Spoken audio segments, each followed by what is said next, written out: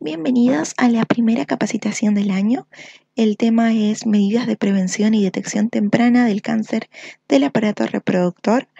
En este primer módulo tenemos al doctor Ariel Vázquez, ginecólogo obstetra, quien nos hablará acerca de los cánceres del aparato reproductor femenino. Adelante, doctor. Muy buenos días, les habla el doctor Ariel Vázquez.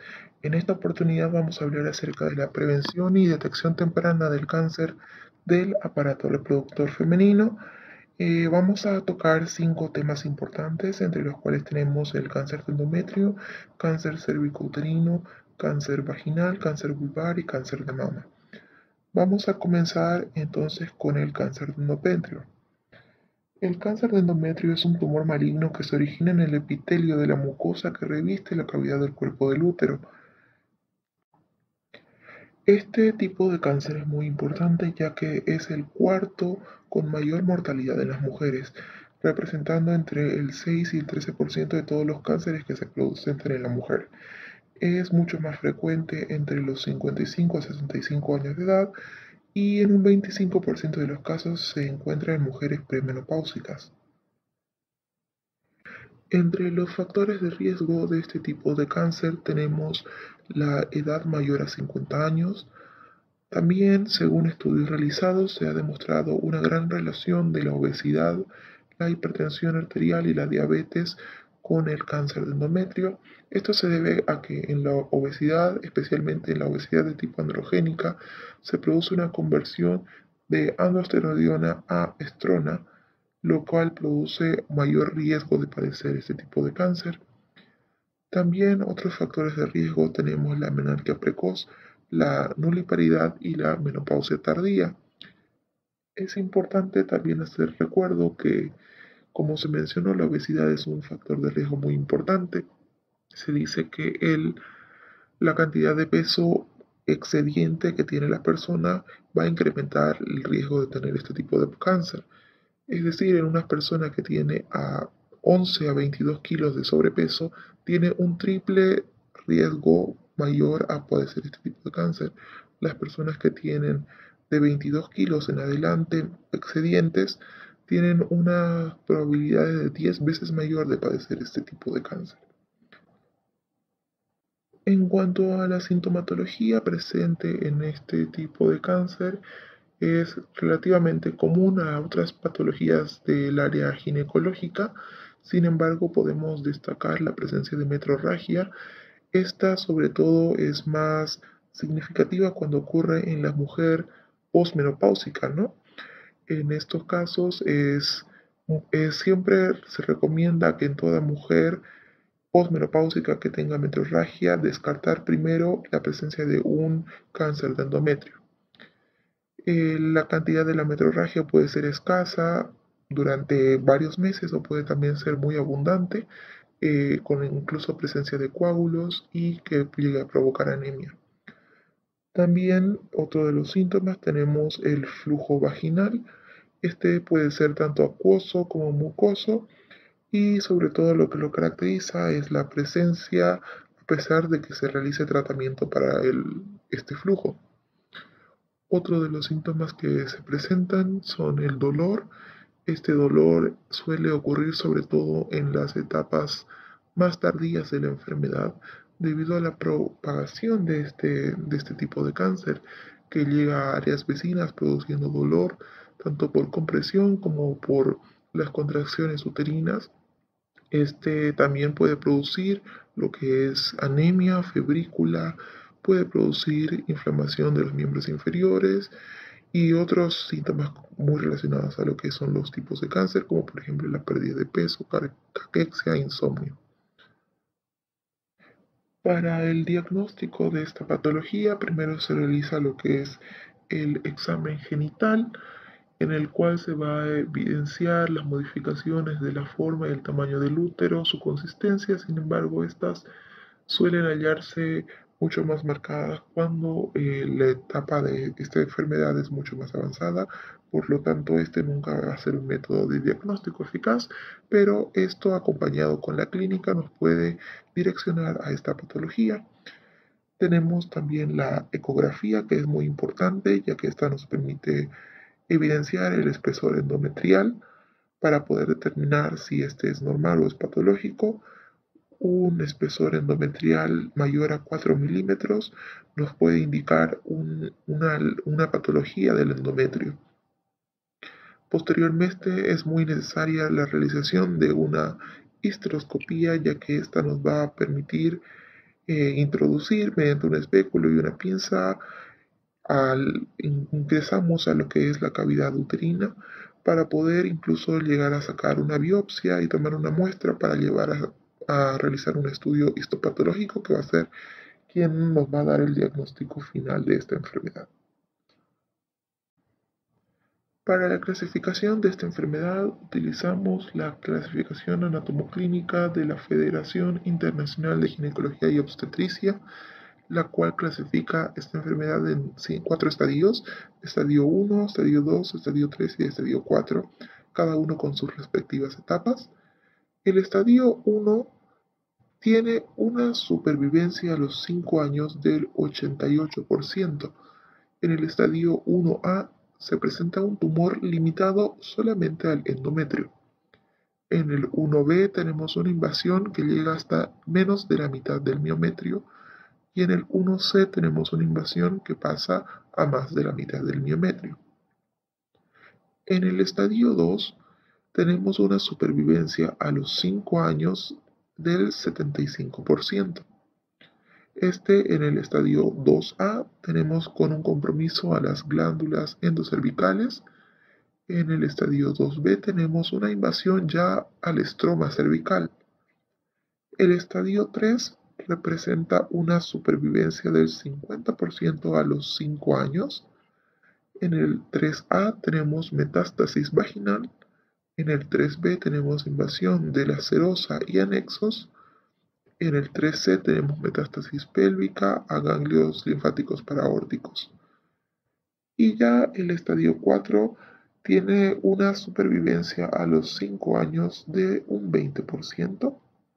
El 4A representa una invasión a vejiga o mucosa intestinal y el 4B es una metástasis a distancia.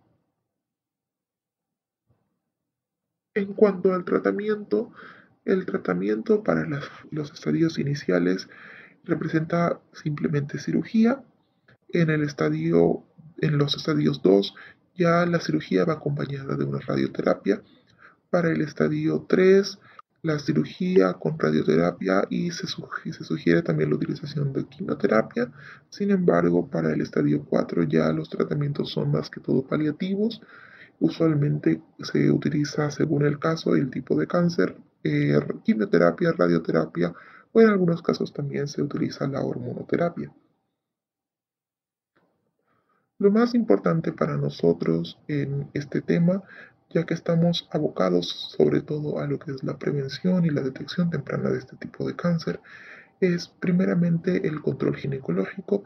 Todas las mujeres realizarse su control ginecológico respectivo ante cualquier síntoma, cualquier anormalidad que se presente, siempre acudir a la consulta para poder hacer las determinaciones a tiempo. Como se ha visto, este tipo de cáncer está muy relacionado con lo que son los hábitos, con lo que es la obesidad, la hipertensión arterial. Por lo tanto, mantener un peso saludable va a disminuir el riesgo de esta enfermedad. Asimismo, el mantener actividad física constante también disminuye la probabilidad de adquirir este tipo de enfermedad. Pasamos ahora a hablar acerca del cáncer cervicouterino. Este tipo de cáncer es una neoplasia maligna que se desarrolla en la porción fibromuscular inferior del útero. Esta patología es uno de los cánceres más frecuentes en las mujeres. En Latinoamérica, alrededor de 56.000 mujeres son diagnosticadas con cáncer cervicouterino cada año y 28.000 mueren por esta enfermedad.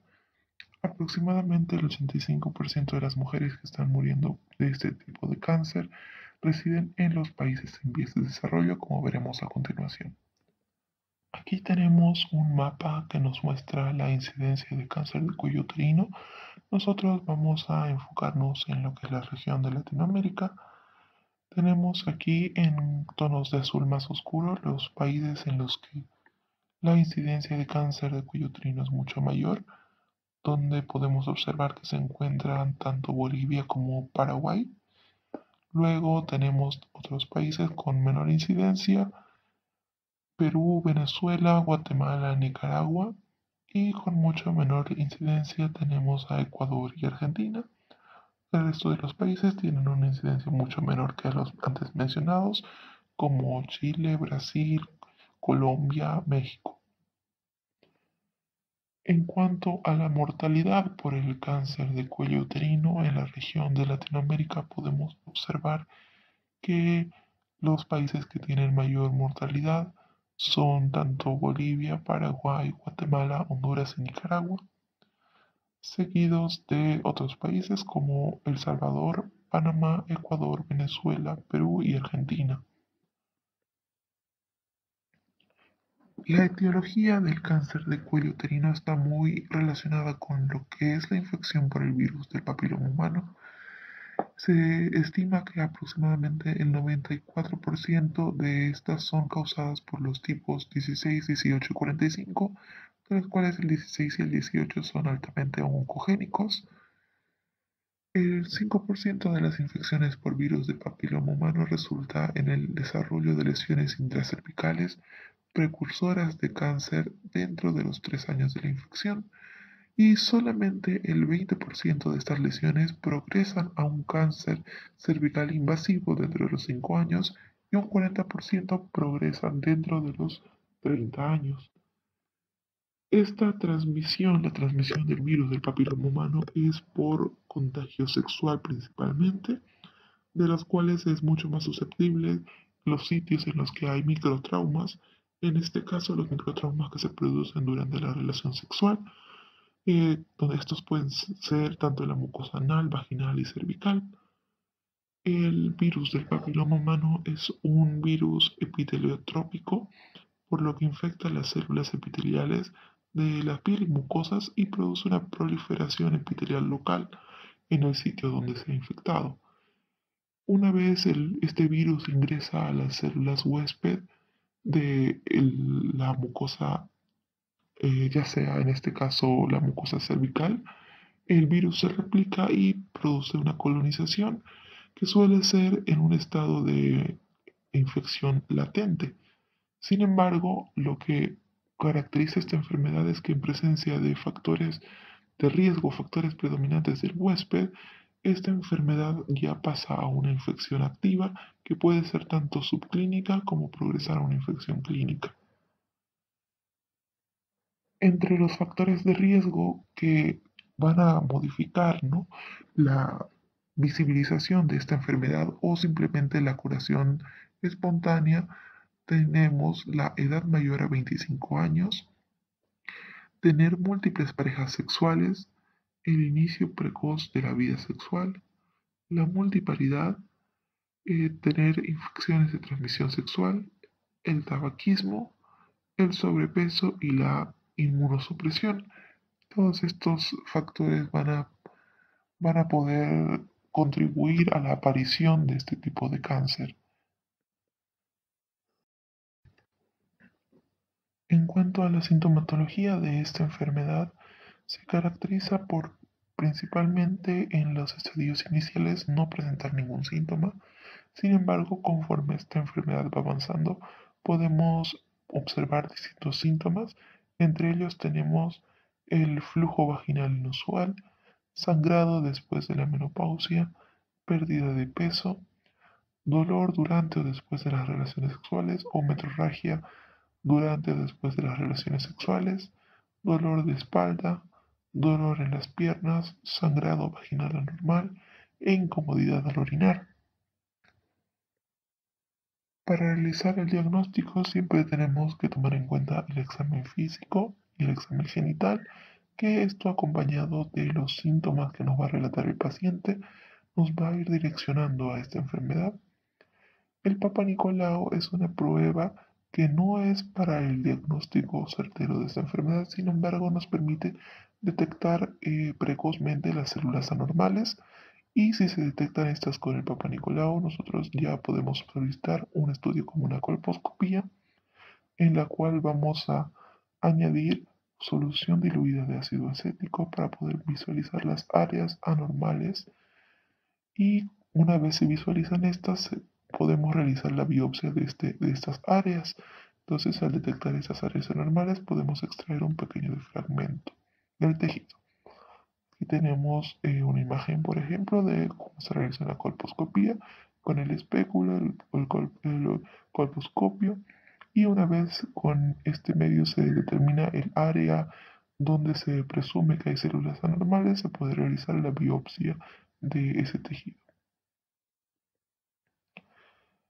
En cuanto a la clasificación del cáncer cervicuterino, podemos clasificarlo en 4 estadios: estadio 1, 2, 3 y 4. El estadio 1 es un cáncer cervicuterino confinado solamente al cuello uterino, esta región, el cuello uterino. En este caso, la supervivencia en 5 años es del 85%. En el estadio 2, la enfermedad progresa más allá del cuello uterino, sin llegar a la pared pélvica o al tercio interior de la vagina, como podemos observar en la imagen. Tenemos el 1A y el 1B. En el estadio 2, la supervivencia a los 5 años es de un 65%. El estadio 3 nos representa una enfermedad en la pared pélvica o en el tercio inferior de la vagina, como podemos ver el 3A y el 3B. En este estadio ya la supervivencia a los 5 años es de un 35%. Y en el estadio 4, donde ya hay una invasión a la vejiga, recto o metástasis de distancia, como se puede observar en la imagen, con invasión, metástasis a distancia. En estos casos, la supervivencia en 5 años es de un 7%. El tratamiento se va a realizar en base a los estadios que hemos mencionado: estadio 1, 2, 3 y 4. El tratamiento para el estadio 1A1 tenemos una biopsia en cono o una histerectomía simple. Para el estadio 1A2 tenemos una biopsia en cono o histerectomía radical más la disección de los ganglios linfáticos. Para el estadio 1B tenemos una histerectomía radical con disección de ganglios linfáticos, quimioterapia y radioterapia. En el estadio 2A, igualmente, se realiza una histerectomía radical con disección de ganglios linfáticos, quimioterapia y radioterapia. Para el estadio 2B, para el estadio 3 y para el estadio 4A se realiza una disección de los ganglios linfáticos, quimioterapia y radioterapia. Como se puede observar, ya no se realiza histerectomía. Y para el estadio 4B, al igual que en el cáncer de endometrio, ya el tratamiento sería sobre todo paliativo para reducir al máximo lo que se pueda las dificultades, los dolores y los problemas ocasionados por este tipo de cáncer. En este caso, lo que se realizaría principalmente sería quimioterapia o radioterapia.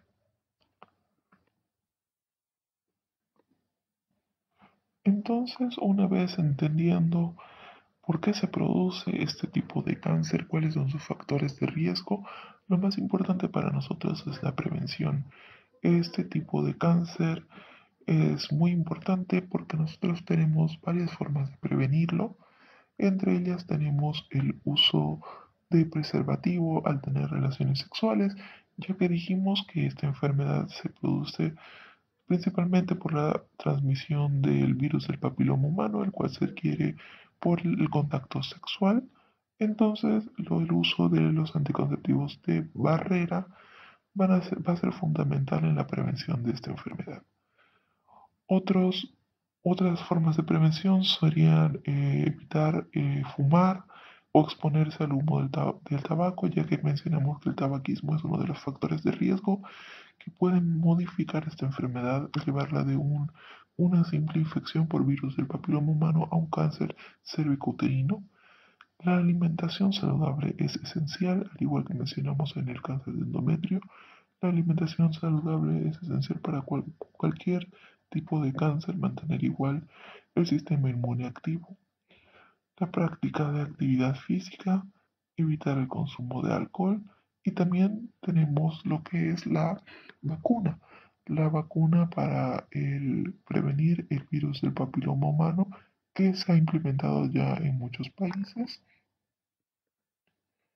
Tenemos principalmente dos vacunas, el Gardasil y el Cervarix. Estas vacunas protegen con los tipos de virus del papiloma humano más oncogénicos.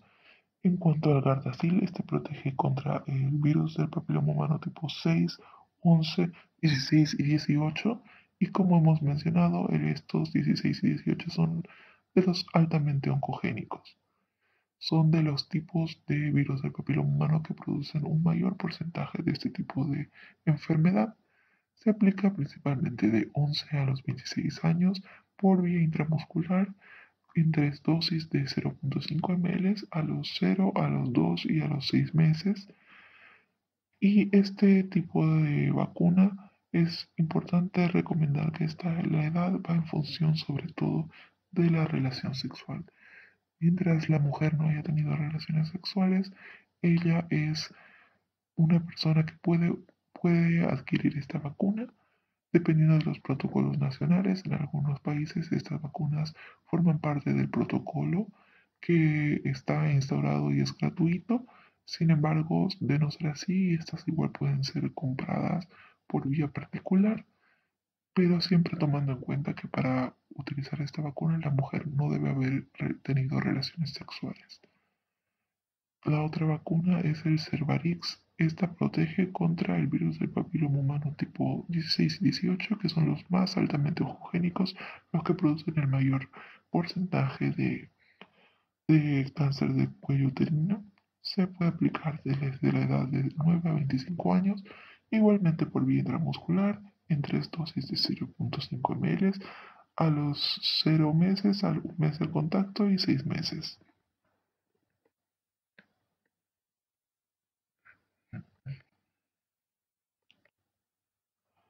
Bueno, aparte de esto, es muy importante recordar que una de las formas de prevención también de este tipo de enfermedad es a través del Papa Nicolau, ya que a pesar de que el Papa Nicolau no nos permite hacer un diagnóstico certero de esta enfermedad, sí nos va a alertar acerca de la presencia de células anormales en el cuello uterino. Por lo tanto, nunca olvidar recomendar a las pacientes que cualquier paciente mayor a 25 años ya debe realizarse eh, el Papa Nicolau una vez al año para poder de esta forma identificar las posibles lesiones o células anormales del cuello uterino de manera precoz y así con todas estas medidas poder prevenir esta enfermedad que es bastante importante como hemos visto. Bueno, ahora vamos a hablar acerca del cáncer vaginal. Esta es una neoplasia maligna que se desarrolla en el epitelio vaginal. Bueno, este tipo de cáncer es muy relacionado al cáncer de cuello uterino, al igual que el tipo que hablaremos después, el cáncer vulvar. Por lo tanto, son muy similares en cuanto a la sintomatología, el diagnóstico, el tratamiento y la prevención, que es lo que más nos interesa. En cuanto a su epidemiología, el cáncer vaginal representa aproximadamente el 1 al 2% de las neoplasias malignas del tracto genital femenino. Cuando este es primitivo, a partir de la vagina, se considera uno de los tumores más infrecuentes de la mujer. Sin embargo, el 91% de los cánceres de vagina son metastásicos. La mayoría procede de metástasis a partir del cérvix, endometrio, del colon o también de la vulva. Este tipo de cáncer puede comprometer tanto vagina y cuello uterino. En este caso se considera una metástasis a partir del cuello uterino, y cuando compromete vagina y vulva se considera una metástasis a partir de la vulva. En cuanto a su etiología, cuando estamos hablando de un cáncer vaginal primitivo, la etiología principal es el virus del papiloma humano, como hemos hablado anteriormente, y en los cáncer vaginal secundario tenemos como etiología la metástasis a partir de otros órganos, como hemos mencionado. En cuanto a los factores de riesgo de esta enfermedad, tenemos la edad mayor a 70 años, que es la que se presenta en más del 50% de los casos. Es muy poco frecuente que esto ocurra en personas menores de 40 años. También tenemos una íntima relación con el tabaquismo, ya que las mujeres que fuman cigarrillos tienen más del doble de las posibilidades de padecer este tipo de cáncer. También está relacionado con el consumo de alcohol, porque porque se han realizado estudios en mujeres alcohólicas y se han encontrado un mayor porcentaje de casos de cáncer de vagina en aquellas mujeres que consumen alcohol de aquellas que no consumen. Y al igual que otras patologías de ese tipo, la inmunosupresión también aumenta el riesgo de padecer este tipo de cáncer. En cuanto a la sintomatología, tenemos principalmente la metrorragia, el sangrado, y los síntomas compresivos que según sea el caso, ya sea de localización anterior o posterior, puede llegar a producir. Entre estos tenemos la retención urinaria, hematuria, pérdida de orina continua por las fístulas, ¿no?, que se producen, o también un tenesmo rectal, proctorragia, entre otros síntomas compresivos. Para realizar el diagnóstico es esencial, como siempre hemos mencionado, el examen físico, el examen ginecológico, que acompañado de los síntomas nos pueden direccionar a esta patología que, bueno, principalmente es muy poco frecuente.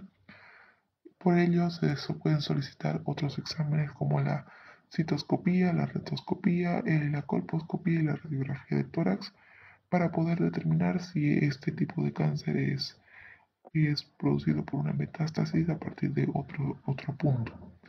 Como hemos mencionado, ya que el cáncer vaginal primario es bastante infrecuente, uno de los cánceres genitales de la mujer más infrecuentes. En cuanto a su clasificación, lo podemos clasificar en 4 estadios. En el estadio 1 se observa el tumor limitado solamente a la vagina. Tenemos una supervivencia a los 5 años de un 70%. En el estadio 2 se presenta ya una invasión a los tejidos paravaginales con una supervivencia a los 5 años de 45%. En el estadio 3 el tumor se extiende a la pared pélvica y ya tenemos una supervivencia de 30% a los 5 años. En el estadio 4B tenemos una invasión de mucosa vesical, rectal o más allá de la pelvis menor. Y en el 4B tenemos una metástasis a distancia. El estadio 4 ya tiene una supervivencia a los 5 años de un 17%. Para el tratamiento, en caso de un estadio 1 se prefiere lo que es la cirugía de resección del tumor. Sin embargo, para el resto de los estadios lo que se realiza primordialmente es la radioterapia. La prevención de esta patología es la misma que para el cáncer cervicuterino, debido a que su etiología es la misma, la infección por el virus del papiloma humano.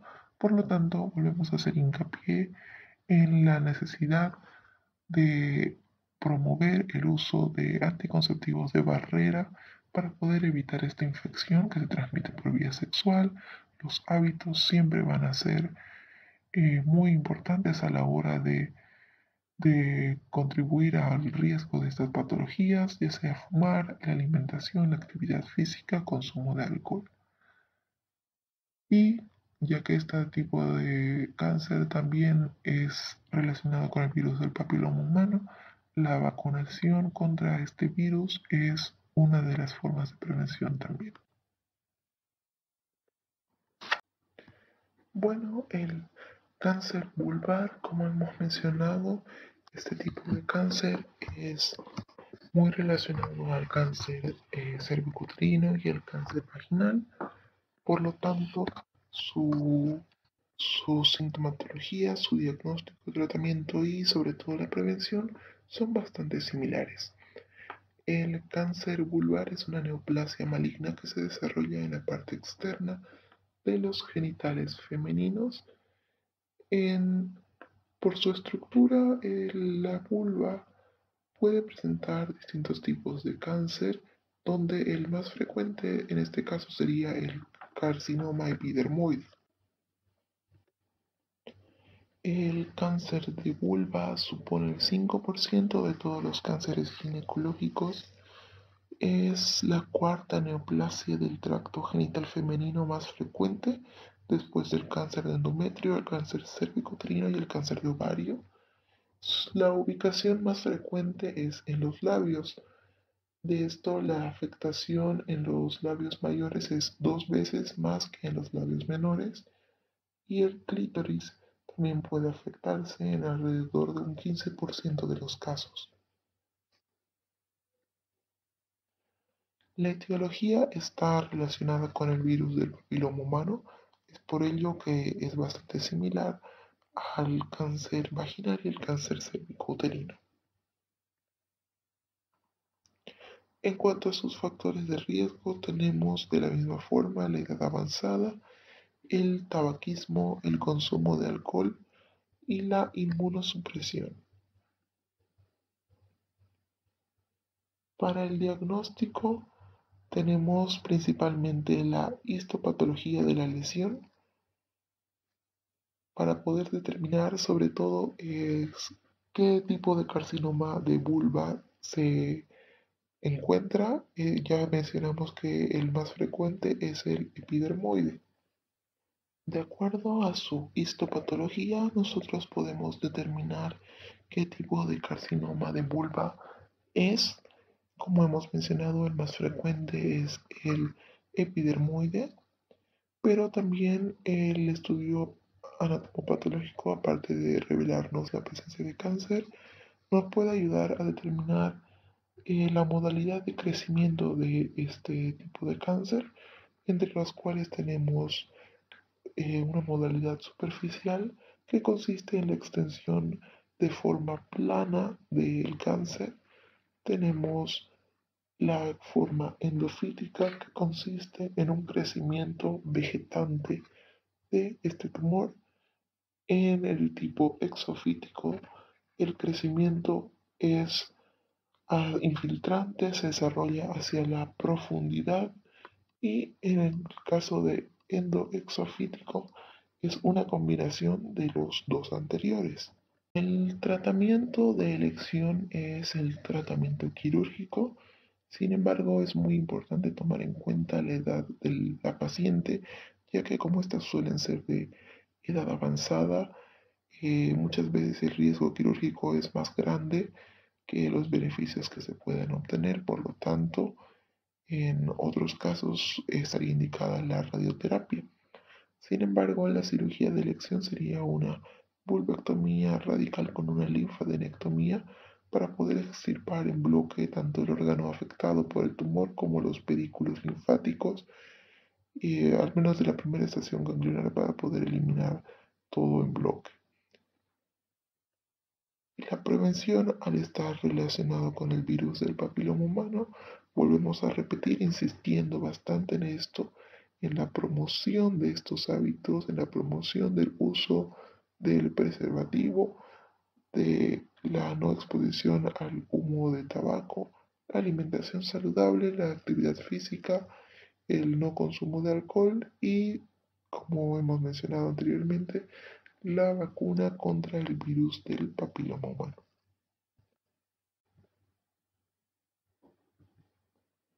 Y por último, pero no menos importante, Tenemos el cáncer de mama, que es una neoplasia maligna que se desarrolla en las células mamarias. Bueno, el cáncer de mama representa un problema de gran importancia debido a su gran mortalidad. Es la neoplasia más frecuente en las mujeres. Es, es la causa con mayor mortalidad de mujeres, con una cantidad de 521.907 defunciones anuales, de las cuales ocurren sobre todo en los países más desarrollados. Constituye la causa de muerte más frecuente en mujeres de 35 a 55 años. Como aquí podemos observar, el mapa mundial con la incidencia de cáncer de mama, al igual que hemos mencionado anteriormente, enfocándonos en Latinoamérica, tenemos en tonos más oscuros los lugares donde la incidencia es mucho mayor, donde podemos observar sobre todo a Argentina. En segundo lugar, podemos observar a Brasil y Uruguay. También luego de estos tenemos otros países como Paraguay, Costa Rica, Colombia y Venezuela. En cuanto a la mortalidad por esta patología, de la misma manera podemos observar aquí en el mapa, donde podemos notar que resalta sobre todo Uruguay, y seguido de este tenemos países como Argentina, Perú y Venezuela. En cuanto a los factores de riesgo de esta patología, tenemos principalmente la edad, que se observa una mayor frecuencia entre los 45 y 55 años. Sin embargo, en casos de que haya antecedentes familiares, esta edad suele ser mucho menor. Tenemos también factores genéticos como la presencia de oncogenes y también la participación de antioncogenes alterados como tenemos el P53. Otros factores de riesgo que son bastante influentes en esto son los antecedentes familiares que van conllevados con los factores genéticos, el antecedentes de familias de primer grado como las madres, hermanas e hijas participan mucho más en la probabilidad de adquirir este tipo de patología. También, asimismo, la cantidad de parientes que se tiene con esta patología, si se producen dos o más parientes, el riesgo es mayor.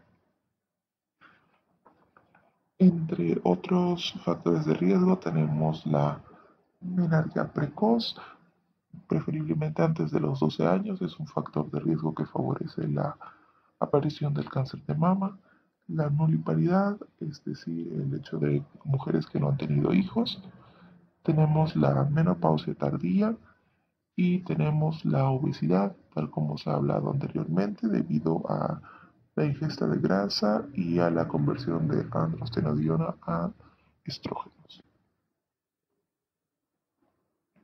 En cuanto a los síntomas, en los estadios más iniciales de la enfermedad no suelen presentarse ningún síntoma, ninguna característica o diferencia que podamos notar a simple vista.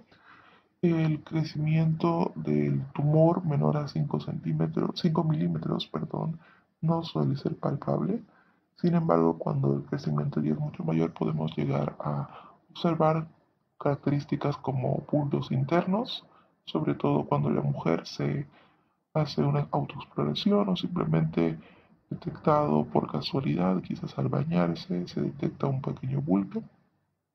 Tenemos también el endurecimiento, el hundimiento de la región, que puede ser la glándula mamaria o también el pezón. Tenemos el enrojecimiento de la región, la aparición de una protuberancia, cuerpos extraños, cambios en la textura de la piel, secreción o fluido por el pezón, la aparición de una vena creciente, la asimetría de la glándula mamaria o del pezón. Estas son características que van a generar inquietud en la paciente y van a hacer que generalmente acuda a consulta para poder atender esta patología. Sin embargo, como he mencionado anteriormente, La aparición de todos estos síntomas, estas características, suelen presentarse cuando el crecimiento del tumor ya es mayor.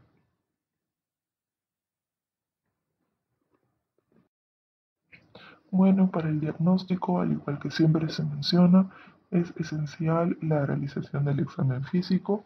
La semiología nos puede proporcionar muchas características que nos van a llevar a sospechar de este tipo de patología.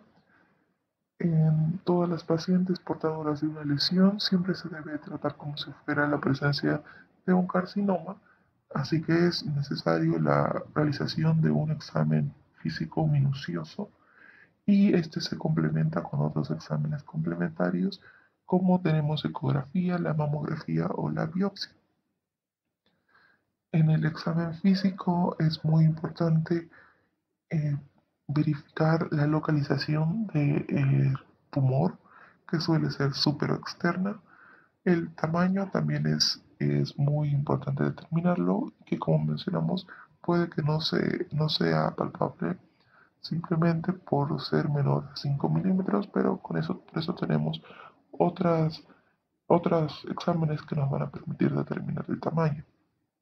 Es importante determinar la forma, que en el caso de este tumor suele ser una forma poco definida, una forma irregular. La superficie suele ser mal delimitada, con una consistencia bastante dura o leñosa y suele ser de movilidad conjunto con la glándula mamaria.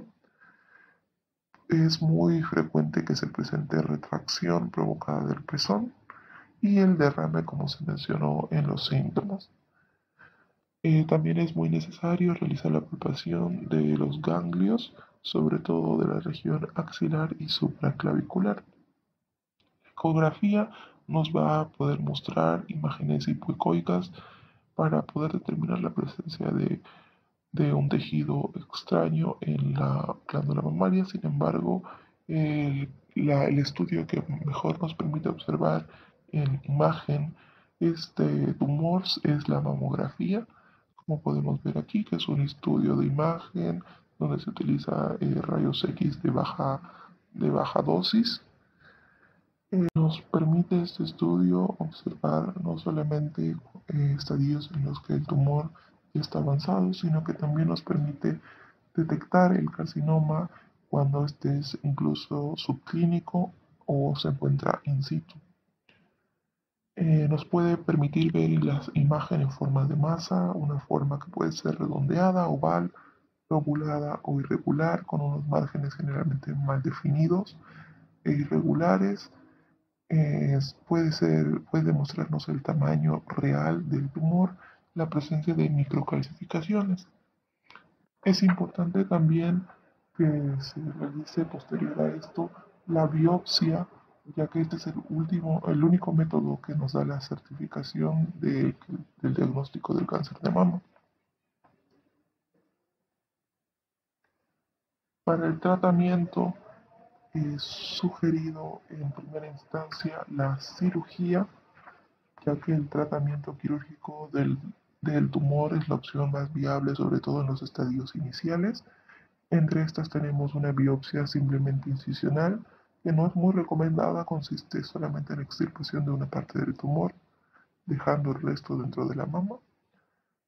Tenemos la tumerectomía amplia, que consiste en la extirpación del tumor y la extirpación también de un tejido sano de alrededor de 2 a 3 centímetros, un tejido que se encuentre alrededor del tumor.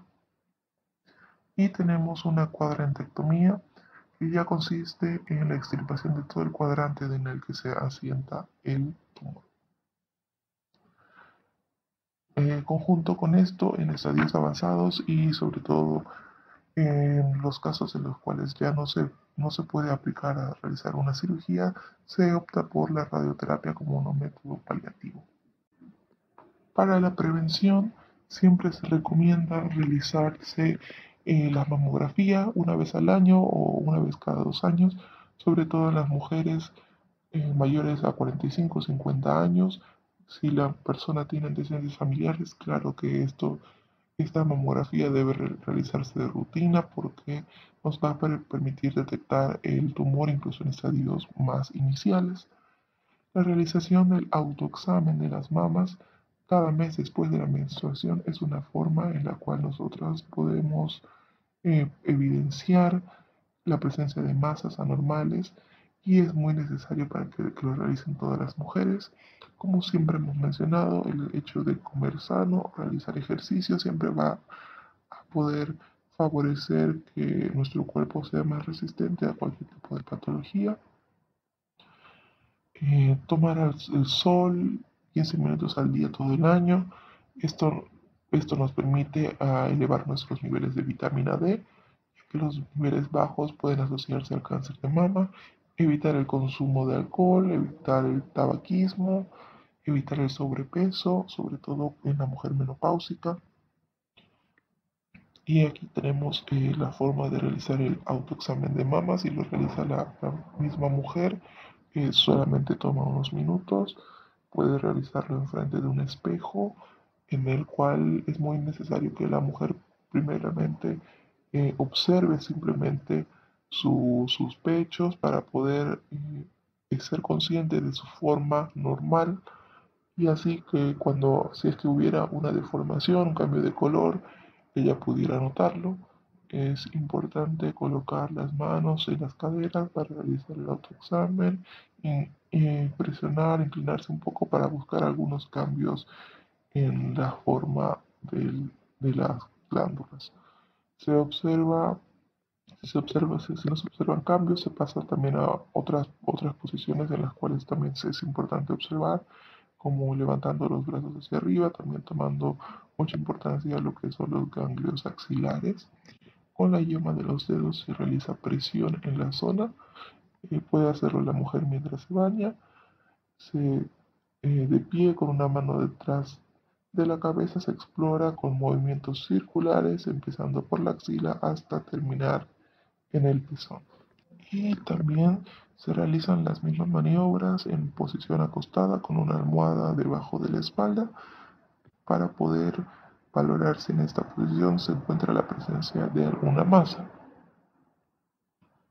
Bueno, eso es todo. Espero que hayan podido tener un conocimiento general de estas enfermedades y sobre todo tomarle mucho interés a lo que son las formas de prevención para poder aplicar en nuestra sociedad y para que podamos incentivar a las personas a realizarse estas pruebas, sobre todo a promover los hábitos de vida saludables, promover que las mujeres se realicen los Papá Nicolau, se realicen mamografías, todo esto en fin de evitar que siga aumentando los casos de estos tipos de cáncer.